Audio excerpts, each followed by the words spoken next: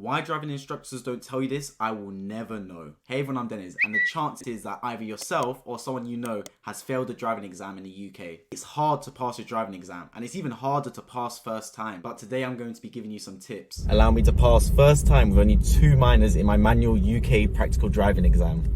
These are the 5 must-have driving habits to pass the exam. The list is in no particular order, but number 1 is being aware of dangers. I'm right in saying whenever you're driving, anything can happen. You're sharing the road with pedestrians, other road users, everyone's got a mind of their own. I knew for myself, doing the test in one of the hardest driving centres in London, I had to be focused. And what helped me massively is treating the practical exam a bit like the theory exam. Those of you that have done the theory examination will know there's a section where you have a video playing and you have to click where you see dangers. That is kind of what I was doing during my practical examination. Now I know I didn't have a mouse or anything, but I was in constant verbal communication with the examiner. Trust me, I know it sounds kind of weird, but honestly, when I was driving, I was like, I'm approaching a zebra crossing now, I'm gonna ease off. I see a traffic light's been green for a while, let me not speed up in case it turns red. I know it sounds really weird, but I was literally communicating my every thought process to that examiner during my exam. I was purely doing it so they know I'm in control of the situation, and if anything happens, at least they know that I was aware of the dangers. Trust me guys, I've had some friends that have failed the driving test, and after the examiner said you failed because of this, and they were like,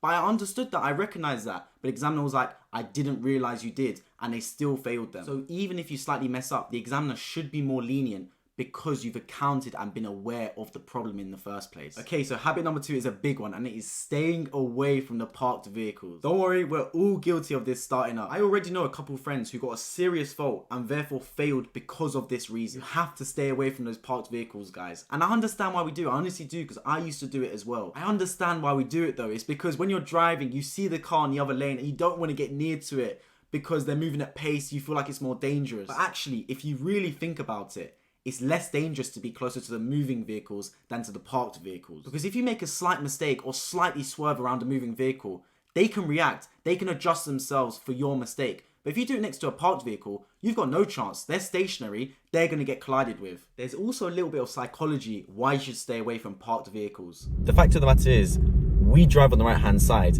meaning that the parked vehicle is going to be on the left hand side of us, closest to the examiner. So although we may think we are not that close to parked vehicles, the examiner right next to them might be thinking we're driving unsafely. So therefore we should move closer to the right hand side than to the left hand side of the road. So overall, even though you know you're not going to collide with them, it's good to give yourself some leeway. It's okay to go onto the right hand side of the lane sometimes if there's not enough space for you to be in your own lane with the parked vehicles on your side. That's perfectly fine. Okay, we are flying through these. Habit number 3 is mirrors, mirrors, mirrors. Examiners love those mirror checks, man. Yet we always forget. You've got to remember to check those mirrors. And I'll give you a free tip on how to remember doing so. You should do mirror checks when you change anything in the car. And by anything, I mean speed, direction, signaling, going into a new road, emerging from traffic lights, starting again for emergency stop, etc. The usual rule that is taught is mirror signal maneuver, but I would just say if you're going to change anything, just check those mirrors first. I mean, look how frequently I check the mirrors when driving normally. It needs to be second nature for us. And I know some people are about to say in the comments, but not checking mirrors is only a minor fault, you can't fail from it. But that's a dangerous mentality because A, you don't want to show bad habits, especially in front of the examiner.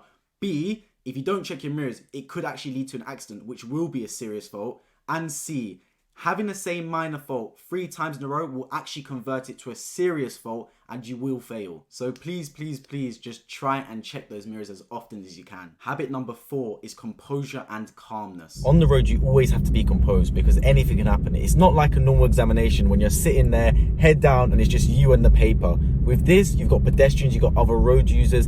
Anything can happen, so you've got to make sure you're vigilant and don't lose composure at all. Also remember that certain things aren't a fail. If you stall, you won't fail from it as long as you recover in time. I guarantee you would have heard someone that failed their exam but actually didn't fail for the reason they thought they failed for. Never assume you failed. Never assume the test is over. Keep driving to the best of your ability. Also, just because you might see your examiner tapping on their tablet, that doesn't necessarily mean they are recording a fault. I don't know why the instructors don't tell you this because it can throw you off in the exam. But just because they're tapping on a tablet, they sometimes have to do that to say they've made you do this maneuver, or they're taking you down this route, or they've made you do an emergency stop. Every time they tap on the tablet, it doesn't necessarily mean they're recording a major or minor fault. The drivers that remain calm and composed are far more likely to pass their driving exam despite some mistakes they may make. And the fifth and final habit is prioritizing safety. It is completely crazy, but you guys have to understand this one concept.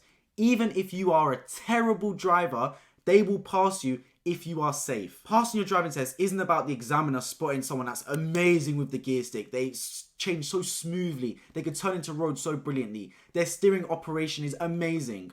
No, they're honestly just looking for someone that doesn't look like they're going to crash. That is it. If you're safe in the car and the examiner feels safe in your presence driving, you will pass that exam. So prioritize safety. If you have to take the wrong turn in the roundabout because it's safer, take the wrong turn. If you have to stop the car, stop the car. Do whatever's safest in that situation and you won't get penalized. Honestly, when I realized this, it changed my whole mentality when it came to driving. For that 40-minute exam, drive like an ultra safe grandma. 2 hands on the wheel, always checking the mirrors. Just do that. For 40 minutes, it will save you in your exam. Although those were 5 big tips, I've got even more. You just have to check out this video right here where I talk about how watching driving videos on YouTube helped improve my driving ability. Alternatively, if you've got a test coming up and want to hear all about the experience from start to finish for your practical driving examination, you got to check out the video right here. I'd be Dennis. If you enjoyed, you subscribe down below on my road to 1,000 subscribers. Drop a like on the video. If you have any more questions or want to give your own habits, I'd love to hear it in the comment section. I hope to see you all in my next video. Take care.